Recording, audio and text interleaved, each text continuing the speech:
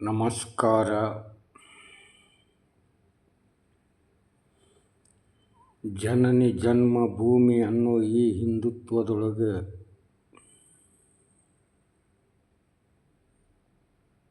ಜನನಿ ಜನ್ಮಭೂಮಿ ಅನ್ನೋ ಈ ಹಿಂದೂಸ್ತಾನದೊಳಗೆ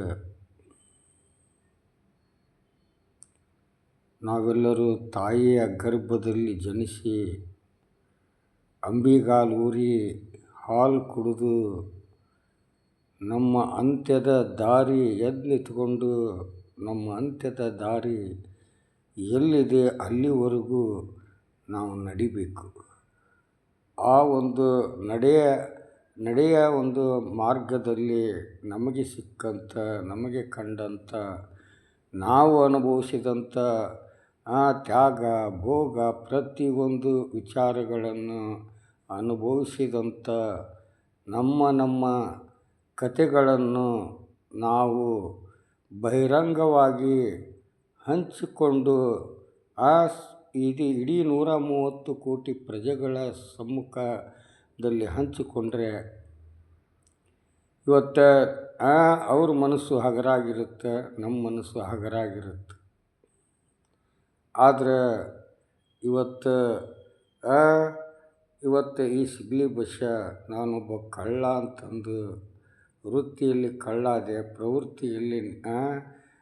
ಪ್ರವೃತ್ತಿಯಲ್ಲಿ ಉತ್ತಮನಾಗಿ, ನಿವೃತ್ತಿಯಲ್ಲಿ ಬಿದ್ದವ್ರನ್ನ ಎತ್ತಿಡಂಥ ಬಸವಣ್ಣ ಮಗ ಆಗಿ ಎತ್ತಾಗಿ ಇವತ್ತು ತಮ್ಮೆಲ್ಲರ ಮುಂದೆ ಇವತ್ತಿನ ದೇಶದಲ್ಲಿ ನಡೀತಕ್ಕಂಥ ಆಗು ಹೋಗುಗಳ ಬಗ್ಗೆ ಕೆಲವೊಂದು ವಿಚಾರಗಳನ್ನು ನಾನು ಹಂಚಿಕೊಳ್ಳಲಿಕ್ಕೆ ಇಷ್ಟಪಡ್ತೀನಿ. ಇವತ್ತಿನ ದಿನ ಸಮಾಜದಲ್ಲಿ, ಅದು ಕರ್ನಾಟಕದಲ್ಲಿ ಚಲನಚಿತ್ರ ಫಿಲ್ಮ್ಗಳನ್ನು ನಾವು ನೋಡ್ತಿದ್ವಿ.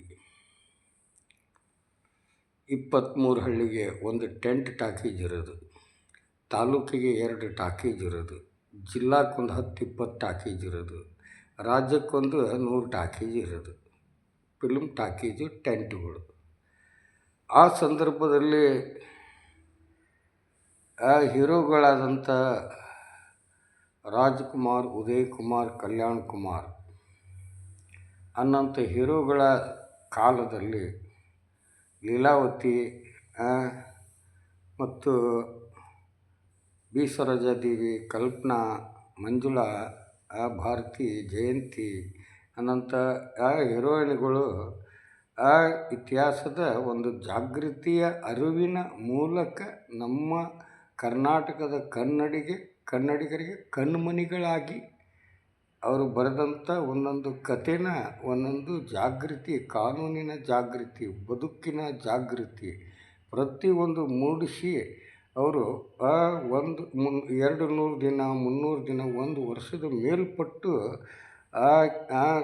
ಜನ ಸಾಗರನ ಹಳ್ಳಿಗೆ ಬಂಡಿ ಕಟ್ಟಿಕೊಂಡು ಹೋಗಿ ಆ ಪಿಕ್ಚರ್ ನೋಡ್ತಿದ್ರು, ಸಿನಿಮಾ ನೋಡ್ತಿದ್ರು. ಇವತ್ತು ಅಂಥವರಿಗೆ ಇಡೀ ನಮ್ಮ ಕರ್ನಾಟಕನ ಅವ್ರಿಗೆ ಫಾಲೋವರ್ಸ್ ಆಗಿದ್ದರು. ಡಾಕ್ಟರ್ ರಾಜ್ಕುಮಾರ್ ಅಣ್ಣವ್ರು ಅಂದರೆ ಅಷ್ಟು ಖುಷಿ ಪಡ್ತಿದ್ರು, ಕಲ್ಯಾಣ್ ಕುಮಾರ್ ಅಂದರೆ ಅಷ್ಟು ಖುಷಿ ಪಡ್ತಿದ್ರು, ಉದಯ್ ಕುಮಾರ್ ಅಂದರೆ ಅಷ್ಟು ಖುಷಿ ಪಡ್ತಿದ್ರು. ಅವರೆಲ್ಲ ಪಿಕ್ಚರ್ ನೋಡ್ತಿದ್ವಿ. ಅವಾಗೆಲ್ಲ ಘಟೋತ್ ಗಜ, ಮಾಯಾ ಬಜಾರ, MLA 7 ಕೊಂಡಯ್ಯ ಅಂತ ತೆಲುಗು ಪಿಕ್ಚರ್ ನೋಡ್ತಾರೆ, ದಾಸರ ನಾರಾಯಣರು. ಇಂಥವೆಲ್ಲ ಫಿಲಮ್ ನೋಡಿದಾಗ ಜಾಗೃತಿ ನಮಗೊಂದು ಕೆಲವೊಂದು ನಮ್ಮ ಕೆಲಸಕ್ಕೆ ಅವಶ್ಯಕತೆಗಳಾಗಿದ್ದವು. ಅಂಥ ಒಂದು ಹೀರೋಗಳು ಅಂದಿನ ದಿನ ಇದ್ದರು. ಇವತ್ತಿನ ಹೀರೋಗಳು ಸಾವಿರಾರು ಕೋಟಿ ಹಾಕ್ತಾರೆ, ಸಾವಿರಾರು ಕೋಟಿ ಲಾಸ್ ಆಗ್ತಾರೆ, ಯಾರ್ಯಾರನ್ನ ತೊಗೊತಾರೆ, ಹೆಂಗೆ ಮಾಡ್ತಾರೆ. ಕಂಪ್ಯೂಟರ್ ಸಿಸ್ಟಮ್ ಮಾಡಿಕೊಂಡು 3 ತಾಸು ಟಸ್ ಮಾಡಿ 10 ದಿವಸ ನಡೆದು ಒಂದು ಫಾಲೋವರ್ಸಿಂದ ದುಡ್ಡು ಗಳಿಕೆ ಮಾಡ್ಕೊತಾರೆ. ಇಷ್ಟೇ ಇವ್ರ ಜೀವನ. ಆದರೆ ಇವತ್ತು ಜಿ ಕನ್ನಡ ಧಾರಾವಾಹಿಯಲ್ಲಿ ಬರ್ತಕ್ಕಂಥ ಪ್ರತಿಯೊಂದು ಧಾರಾವಾಹಿಗಳನ್ನು ಈ ಸಿಗಲಿ ಬಸ್ಸ ಭಾಳ ಇಂಟ್ರೆಸ್ಟಾಗಿ ನೋಡ್ತಾ ಸರ್ವೆ ಮಾಡ್ತಾನೆ ಬಂದೆ. ಅದರಲ್ಲಿ ಪುಟ್ಟಕ್ಕನ ಮಕ್ಕಳಾಗಿರಲಿ, ಅದು ಒಂದು ಸಿದ್ದು ಭಾವನಾದು ಒಂದು ಧಾರಾವಾಹಿ ಆಗಿರಲಿ, ಶ್ರಾವಣಿ ಅದೊಂದು ಇದು ಧಾರಾವಾಹಿ ಆಗಿರಲಿ, ಆಮೇಲೆಗೆ ಈ ಒಂದು ಯಾವುದು ನಾನೇನ ಬಿಡಲಾರೆ, ಈ ಒಂದು ಹೀಗೆ ಮತ್ತು ಈ ಒಂದು ಯಾವುದು ಈ ದೀಪ ಮತ್ತು ಇನ್ನೊಂದು ಇಲ್ಲ 10 ಗಂಟೆ ಮೇಲೆ ಧಾರಾವಾಹಿ, ಏನು ನಾನೇನ ಬಿಡಲಾರೆ ಧಾರಾವಾಹಿ ಅಂತೂ ಈಗ ಸೂಪರ್ ಕತೆ. ಇಂಥ ಒಂದು ಕತೆಗಳು, ಬದುಕಿನ ಕತೆಗಳನ್ನ ಜನರಿಗೆ ಹಂಚ್ಕೊತಾ ಇದ್ದೀರಲ್ಲ, ಇದಕ್ಕೆ ನಾನು ಸಲ್ಯೂಟ್ ಹೊಡಿತೀನಿ. ಬಟ್ ನಿಮ್ಮ ಒಂದು ಧಾರಾವಾಹಿ ಕತೆಗಳು ಹೆಂಗಿರ್ಬೇಕಂದ್ರೆ, ಪ್ರತಿಯೊಂದು ಹೆಣ್ಣಿಗೂ ಮತ್ತು ಪ್ರತಿಯೊಂದು ಗಂಡಿಗೂ ಅವರು ಎಷ್ಟು ವರ್ಷಕ್ಕೆ ಅವರಿಗೆ ಕಾನೂನು ಪಾಲಿಸಬೇಕು, ಎಷ್ಟು ವರ್ಷಕ್ಕೆ ಅವರು ಸಂವಿಧಾನ ಪಾಲಿಸಬೇಕು, ಸಂವಿಧಾನ ದಾರಿ ಹಿಡಿಬೇಕು, ಎಷ್ಟು ವರ್ಷದವರೆಗೂ ಅವರು ಶಿಕ್ಷಣ ಪಡಿಬೇಕು, ಎಷ್ಟು ವರ್ಷದ ಒಳಗೆ ಅವರು ತಂದೆ ತಾಯಿ ಅಕ್ಕ ಅಜ್ಜ ಅಣ್ಣ ತಾತ ಮುತ್ತಾತ ಇವೆಲ್ಲನೂ ಒಂದು ಇತಿಹಾಸ ಐತಿ. ಅದಕ್ಕೆ ಈ ಒಂದು ಜನ್ಮ ಕೊಟ್ಟ ತಂದೆ ತಾಯಿ ಋಣ ತೀರಿಸೋಂಥ ಒಂದು ಧಾರಾವಾಹಿ ತೆಗೀರಿ. ಶಿಕ್ಷಣ ಕೊಟ್ಟ ಗುರು ಮೂರ್ತಿಗಳ ಕಟ್ಟಂಥ ವಿದ್ಯಾರ್ಥಿಗಳನ್ನ ಬೆಳೆಸ್ರಿ. ಸಂವಿಧಾನ, ಸ್ವತಂತ್ರ ಇದರ ಬಗ್ಗೆ ಪ್ರತಿಯೊಂದು ಧಾರಾವಾಹಿಯ ಮುಖಾಂತರ ಈ ಒಂದು ಪಾಠ 6.25 ಕೋಟಿ ಕನ್ನಡಿಗರ ಹೃದಯದಲ್ಲಿ ಇಟ್ಟರೆ ಈ ಸಿಗ್ಲಿ ಬಸ್ಸನಿಗೆ ಸಮಾಧಾನ ಆಗುತ್ತೆ. ನನಗಷ್ಟೇ ಅಲ್ಲ, ಎಷ್ಟೋ ಮಂದಿ, ಯಾಕಂದರೆ ಇವತ್ತು ಕೋಟಿ ಗಂಟಲೆ ಆಸ್ತಿ ಮಾಡಿಕೊಂಡವರು ಜೈಲು ತೀರಿಸಿ ಬರ್ತಾ ಇದ್ದಾರೆ, ಶಿಕ್ಷೆ ಅನುಭವಿಸ್ತಾ ಇದ್ದಾರೆ. ಆದರೆ ಇವತ್ತು 262 ಮನೆ ಕಳ್ಳತನ ಮಾಡಿದ್ರು ನನ್ನಂಥ ಒಬ್ಬ ಅಪರಾಧಿ ಒಂದು ದಿನ ಶಿಕ್ಷೆ ಕೊಡೋಕೆ ಕಾನೂನು ವ್ಯವಸ್ಥೆಯಿಂದ ಆಗಲಿಲ್ಲ ಅಂದರೆ ಇದಕ್ಕೆ ಉತ್ತರ ಕೊಡೋರು ಯಾರು? ನಾನು ನಿನ್ನ ರೌಡಿ ಜಮ್ ಮಾಡಿಲ್ಲ, ಓನ್ಲಿ ಕಳ್ಳ. ಈ ಕಳ್ಳ ಕಾನೂನು ನಾನೇ ಕಳ್ಳತನ ಮಾಡ್ತಿದ್ದೆ, ನಾನೇ ಹೊತ್ಕೊತಿದ್ದೆ, ನಾನೇ ಮಾರ್ತಿದ್ದೆ, ಕಷ್ಟದಲ್ಲಿ ಯಾರು ಬೇಡ, ಸುಖದಲ್ಲಿ ಎಲ್ಲರೂ ಇರ್ರಿ ಅಂತಂದು ನಾನು ಕಾಲ ಕಳ್ಕೊತಾನೆ ಬಂದೆ. ಜೀವನದಲ್ಲಿನೂ ಗೆದ್ದೆ. ನನ್ನ ಮೇಲೆ ಹಾಕಿದಂಥ 262 ಕೇಸ್ ಪ್ರಕರಣದಲ್ಲಿ ಗೆದ್ದು ಇವತ್ತು ಸ್ವತಂತ್ರವಾಗಿ ರೋಡಿನ ರಾಜ ಆಗಿ, ಕನ್ನಡದ ಒಂದು ಉಸಿರಾಗಿ, ರಾಷ್ಟ್ರೀಯ ಒಂದು ಬದುಕಾಗಿ ಈ ಸಿಗ್ಲಿ ಬಸ್ಸ ಸಾವಿರಾರು ಕಿಲೋಮೀಟರ್ ಪಾದಯಾತ್ರೆ ಮುಖಾಂತರ ತನ್ನ ಹೃದಯದಲ್ಲಿದ್ದಂಥ ಪ್ರತಿಯೊಂದು ಕಾನೂನಿನ ಜ್ಞಾನನ ನನ್ನ 6.25 ಕೋಟಿ ಕನ್ನಡಿಗರಿಗೆ ಹೃದಯದಲ್ಲಿ ಇಡಬೇಕು. ಬಿಡಬೇಕು ದ್ವೇಷ, ಕಟ್ಟಬೇಕು ದೇಶನ.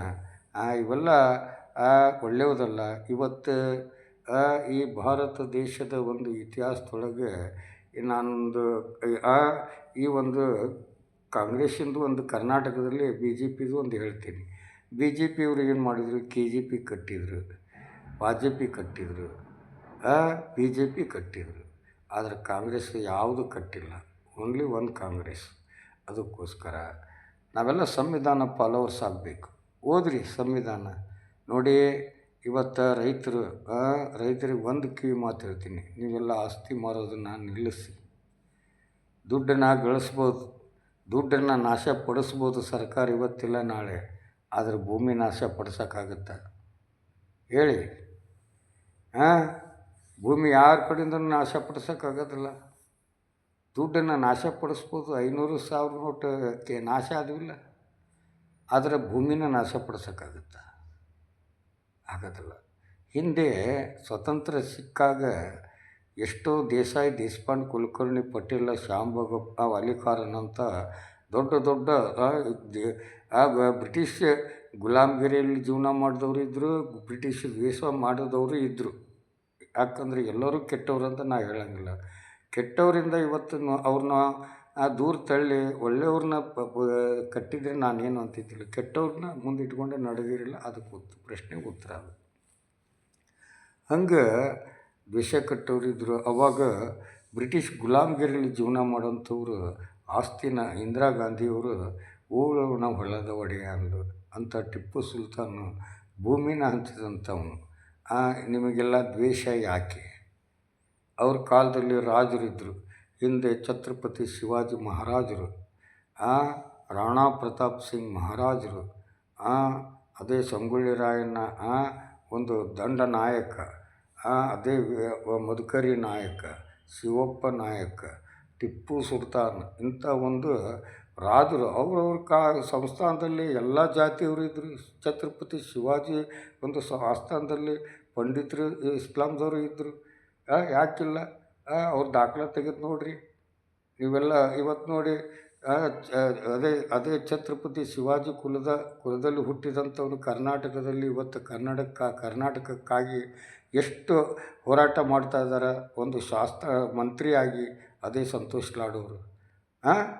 ಅವರು ಇವತ್ತಿಗೆ ಛತ್ರಪತಿ ಶಿವಾಜಿ ಮಹಾರಾಜರನ್ನ ಯಾವ ಸಂದರ್ಭದಲ್ಲಿ ಅವ್ರನ್ನ ನೆನೆಸ್ಕೋಬೇಕು, ಆ ಸಂದರ್ಭದಲ್ಲಿ ಪ್ರತಿಯೊಬ್ಬರು ನೆನೆಸ್ಕೋಬೇಕು. ಬಸವರಾಜ ಯತ್ನಾಳಂಗೆ ತೋರಿಸ್ಬಾರ್ದು. ಯಾಕಂದರೆ ನಮ್ಮ ಕರ್ನಾಟಕದಲ್ಲಿ ಈ ಕರ್ನಾಟಕಕ್ಕಾಗಿ ದುಡಿದವರು ಮಡಿದವರು ಬಿಟ್ಟು ತ್ಯಾಗ ಮಾಡಿದವರು ಅದಾರ.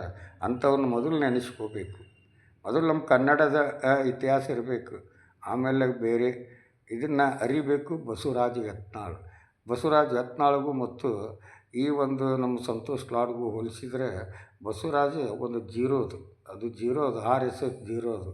ಇವತ್ತಿಗೆ ನಾವು ಒಂದು ಮಾತು ಹೇಳ್ತೇನೆ, ಸಿಗ್ಲಿ ಬಸ್ಸನ್ನಂಗೆ ಕಾನೂನು ಮುಂದಿಟ್ಟುಕೊಂಡು ಪ್ರತಿಯೊಬ್ಬ ಕನ್ನಡಿಗನೂ ನಡೀರಿ. ಅವೆಲ್ಲ ಬಿಡ್ರಿ ಸಂಘಟನೆ. ನಾನೇನು ಹೇಳ್ತೀನಿ, ಪ್ರತಿಯೊಬ್ಬರು ಆರ್ಗ್ಯುಮೆಂಟ್ ಆದರೆ ಅಲ್ಲೇ ಲಾಠಿ ಚಾರ್ಜ್ ಆಗುತ್ತೆ. ಇವತ್ತಿಗೆ ಪೊಲೀಸ್ ಡಿಪಾರ್ಟ್ಮೆಂಟ್ಗೆ ಕೇಳೋದಿಷ್ಟೇ ನಾನು, 5 ಜನದ ಮೇಲೆ ಯಾರಾದರೂ ಪೊಲೀಸ್ ಸ್ಟೇಷನ್ ನುಗ್ಗಿ ದಾಂಧಲೆ ಮಾಡೋದಾಗಲಿ, ಕಂಪ್ಲೇಂಟ್ ಕೊಡೋಕೆ ಮುನ್ನುಗ್ಗಿ ಬರೋದಾಗಲಿ ಮಾಡಿದರೆ ಅವ್ರ ಮೇಲೆ ಆ್ಯಕ್ಷನ್ ತೊಗೊಳ್ಳೋಂಥ ಸೆಕ್ಷನ್ ಐತಿ. ಅದನ್ನು ಯಾಕೆ ಮರೀತಾರೆ? ಒಂದೊಂದು ಸಲ ಟೇಷನ್ನ ಹೋಗಿ ನೋಡ್ತಿರ್ತೀನಿಲ್ಲ ನಾನು. ಟೇಷನ್ಗೆಲ್ಲ ಹೋದಾಗ 20-30 ಮಂದಿ ದಂಡು ಕಟ್ಕೊಂಡು ಬರ್ತಿರ್ತಾರೆ. ಟೇಷನ್ ಮುಂದ್ಗಡೆ ಒಂದೊಂದು ದಂಡ ಇರ್ತೈತಿ. Had the crime but not the criminal. ಇವೆಲ್ಲ ನಿಲ್ಲಿಸ್ಬೇಕು. ಪ್ರತಿಯೊಬ್ಬ ಪ್ರಜೆಗಳ ಹಕ್ಕಿಗೆ ಧಕ್ಕೆ ಕೊಡೋಂಥ ವ್ಯವಸ್ಥೆ ಆಗಬಾರ್ದು. ಇವತ್ತು ಈ ದೇಶ ಕೆಟ್ಟಿದ್ದು ಬಡವರಿಂದ, ಜನಸಾಮಾನ್ಯರಿಂದ, ದಲಿತರಿಂದ, ಅಲ್ಪಸಂಖ್ಯಾತರಿಂದ ದೇಶ ಕೆಡ್ತಾ ಇಲ್ಲ. ದೇಶ ಕೆಡಿಸ್ತಾ ಇರೋದು ಒಂದು ಲಿಂಗ, ಒಂದು ಜನಿವಾರದಿಂದ. ಇದನ್ನು ಅರ್ಥ ಮಾಡಿಕೊಳ್ಳಿ. ನಾನು ದೊಡ್ಡವನಂತ ಅವರು, ಲಿಂಗಾಯತ ನಾನು ದೊಡ್ಡವನಂತ ಅವರು. ಇವತ್ತು ಪ್ರತಿಯೊಂದು ನಾ ಹೇಳ್ತೇನೆ, ಶೂದ್ರ ಧರ್ಮದಲ್ಲಿರ್ತಕ್ಕಂಥ ಎಲ್ಲ ಜಾತಿಗಳು ಇವತ್ತು ಈ ಒಂದು ಅನ್ನ ತಿಂತಿದ್ದೇವಲ್ಲ, ಅವ್ರು ಇದ್ದಿದ್ದಕ್ಕೆ. ಇವು ಎಲ್ಲ ಸ್ವಚ್ಛತೆ ಅಭಿವೃದ್ಧಿ ಆಗ್ತದವಲ್ಲ, ಅವ್ರು ಇದ್ದಿದ್ದಕ್ಕೆ. ನೀವೆಲ್ಲ ಯಾರು? ಇದನ್ನು ಕೇಳೋಂಥ ಪ್ರಶ್ನೆ ಬರುತ್ತೆ. ಅದಕ್ಕೋಸ್ಕರ ಅಂಬೇಡ್ಕರ್ ಅವರು ಒಂದು ಮಾತು ಹೇಳಿದ್ದಾರೆ, ಕಾನೂನನ್ನು ಕಾನೂನಲ್ಲೇ ಮಟ್ಟ ಹಾಕು, ಮುಳ್ಳನ್ನು ಮುಳ್ಳಿನಿಂದನೇ ತೆಗಿ ಅಂತ. ಅದನ್ನು ಪಾಲಿಸ್ಬೇಕು. ನಿಮ್ಮಲ್ಲಿ ಎಲ್ಲ ಜ್ಞಾನ ಇದೆ, ಕಾನೂನಿನ ಜ್ಞಾನ ಇಲ್ಲದ ಕಾರಣ ನೀವೆಲ್ಲ ಸತ್ತ ಮೇಲೆ ತೀರ್ಪು ಪಡೆಯೋದು, ಸತ್ತ ಹೆಣದ ಮೇಲೆ ಪಂಚನಾಮ ಬರೆಸ್ಕೊಳ್ಳೋದು, ಸತ್ತ ಹೆಣದ ಮೇಲೆ ಪರಿಹಾರ ತಗೊಳ್ಳೋದು. ಸಿಗ್ಲಿ ಬಸ್ಸ ಹಾಗಲ್ಲ. ನಾನು ತಪ್ಪೇ ಮಾಡೋಂಗಿಲ್ಲ. ಏನೇ ಕೇಳಿದರೂ ಸತ್ಯವನ್ನೇ ಹೇಳುತ್ತೇನೆ. ಸತ್ಯವಲ್ಲದೆ ಬೇರೇನು ಹೇಳಲಾರೆ. ಹೇಳುವುದೆಲ್ಲ ಸತ್ಯ, ಸತ್ಯ, ಸತ್ಯ. ದುಡಿತೀನಿ. ನನ್ನ ಕನ್ನಡ ಮತ್ತು ಪ್ರತಿಯೊಬ್ಬ ಕನ್ನಡಿಗರಾಗಿ, ಪ್ರತಿಯೊಬ್ಬರು ಕಾನೂನು ಪಂಡಿತರಾಗಿ ಈಗೂ ನಾನು ಕೇಳ್ತೀನಿ ಈ ದೇಶದ ಪ್ರಜೆಗಳಿಗೆ, ಯಾಕೆ ಮಾತಾಡಲಿಲ್ಲದಂಥ ದೇವರುಗಳ್ನ ನಾವು ಸನಾತನದಿಂದನೂ ಕಾಣ್ತಾ ಬಂದ್ವಿ, ಪೂಜಿಸ್ತಾ ಬಂದ್ವಿ, ಗುಡಿ ಕಟ್ತಾನೆ ಬಂದ್ವಿ. ಎಂದು ಸತ್ಯ ಹರಿಶ್ಚಂದ್ರನ ಒಂದು ಇತಿಹಾಸದಿಂದ ಹಿಡಿದು, ರಾಮಾಯಣದಿಂದ ಹಿಡಿದು, ಮಹಾಭಾರತದಿಂದ ಹಿಡಿದು, ಇವತ್ತು ಕಲಿಯುಗದಾಗ, ಬುದ್ಧನ ಯುಗದಾಗ ಶಾಂತಿ ಅನ್ನೋಂಥ, ಯುದ್ಧ ಬೇಡ ಅಂತ ಶಾಂತಿ ಘೋಷಣೆ ಕೂಗಿದಂಥ ಇಂಥ ಒಂದು ಕಲಿಯುಗದಾಗ ಸನಾತನ ಅನ್ನೋಂಥ ದೇವ್ರನ್ನ ನಾವು ಇನ್ನೂವರೆಗೂ ಪೂಜಿಸ್ತಾ ಬಂದಿದ್ದೀವಿ. ಅದರಿಂದನೇ ನಾವು ಸಂವಿಧಾನ ಫಾಲೋವರ್ಸ್ ಆಗಿ ನಡೀತಾ ಇದ್ದೀವಿ. ಬಟ್ ಸಂವಿಧಾನದಲ್ಲಿರ್ತಕ್ಕಂಥ ಕೆಲವೊಂದು ಆಚಾರ ವಿಚಾರಗಳನ್ನು ನಾವು ತಿಳ್ಕೋಬೇಕಾಗತ್ತೆ. ಕಾನೂನು ಕೈ ತಗೊಂಡು ದುಡ್ಡಿನಿಂದ, ಅಧಿಕಾರದಿಂದ, ರೌಡಿಗಳ ಬೆಂಬಲದಿಂದ ಇವೆಲ್ಲ ನಾಶಪಡಿಸ್ಬೇಕು.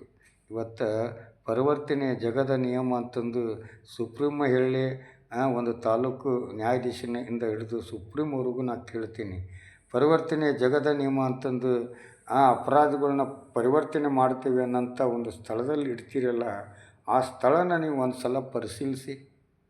ಹೊರಗಡೆ ಇಸ್ಪೇಟ್ ಆಡಿದ್ರೆ ಒದ್ದು ಎಳ್ಕೊಂಬಂದು ಜೈಲಿಗೆ ಹಾಕ್ತಾರೆ. ಜೈಲ್ನಾಗ ಇಸ್ಪೇಟ್ ಆಡಿದ್ರೆ, ಗಾಂಜಾ ಸೇದಿದ್ರೆ, ಕೋಟಾ ನೋಟ್ ಮಾಡಿದ್ರೆ, ಬಟ್ಟೆ ಸೀರೆ ಇಳಿಸಿದ್ರೆ, ಓಸಿ ಆಡಿದ್ರೆ, ಅಫೀಮು, ಗಾಂಜಾ, ಚರಸ್ ಇವೆಲ್ಲ ನಡೆದಿದ್ದನ್ನು ಟಿ ವಿ ಮುಂದ್ಗಡೆ ಬಿಚ್ಚು ಮನಸ್ಸಿನಿಂದ ಬಿಚ್ಚಿ ತೋರಿಸಿದಂಥ ಇತಿಹಾಸನ ಪ್ರತಿಯೊಬ್ಬ ಪ್ರಜೆಗಳು ತಿಳ್ಕೊಂಡಿದ್ದಾರೆ, ನೋಡಿದ್ದಾರೆ. ಪ್ರತಿಯೊಬ್ಬರು ಆ ವ್ಯವಸ್ಥೆಯಲ್ಲಿದ್ದಂಥ ಅಧಿಕಾರಿಗಳು ತಿಳ್ಕೊಂಡಿದ್ದಾರೆ. ನಾಚಿಕೆ ಬರಬೇಕು ನಮಗೂ ನಿಮಗೂ. ಯಾಕಂದರೆ ನಾವು ದೇಶ ಸಂವಿಧಾನ ಯಾವ ರೀತಿ ಇದೆ ಆ ರೀತಿ ಹೋಗೋದು ಬಿಟ್ಟು ಬೇರೆ ರೀತಿಯಲ್ಲಿ ಕೊಂಡೊಯ್ಯೋದು ತಪ್ಪು. ಮೊದಲು ನಮಗೆ ಮಾತಾಡೋ ದೇವರು, ಆ ದೇವ್ರನ್ನ ಎಲ್ಲ ದೇವಸ್ಥಾನದಲ್ಲಿನ ಆ ದೇವ್ರ ಫೋಟೋ ಇಟ್ಟರೆ ನಿಜವಾಗಿ ಈ ದೇಶ ಶೀಘ್ರದಲ್ಲೇ ಮಡಿಯಾಗತ್ತೆ. ಇಲ್ಲ ಅಂದರೆ ಧರ್ಮ ಕುಗ್ಗಿತು, ಕರ್ಮ ಹೆಚ್ಚಿತು, ಕಲಿಯುಗದಲ್ಲಿ ದೇವ ಧರ್ಮವಂತರ ಮರ್ಮವನರಿಯದ ಮಾನವನಾರಿಲ್ಲ ಅನ್ನೋಂಥ ವ್ಯವಸ್ಥೆಗೆ ಬರುತ್ತೆ. ಅರ್ಥ ಮಾಡ್ಕೊಳ್ಳಿ. ಜೈ ಹಿಂದ್, ಜೈ ಕರ್ನಾಟಕ, ಜೈ ಕನ್ನಡ, ಜೈ ಶ್ರೀರಾಮ್, ಜೈ ಭೀಮ್.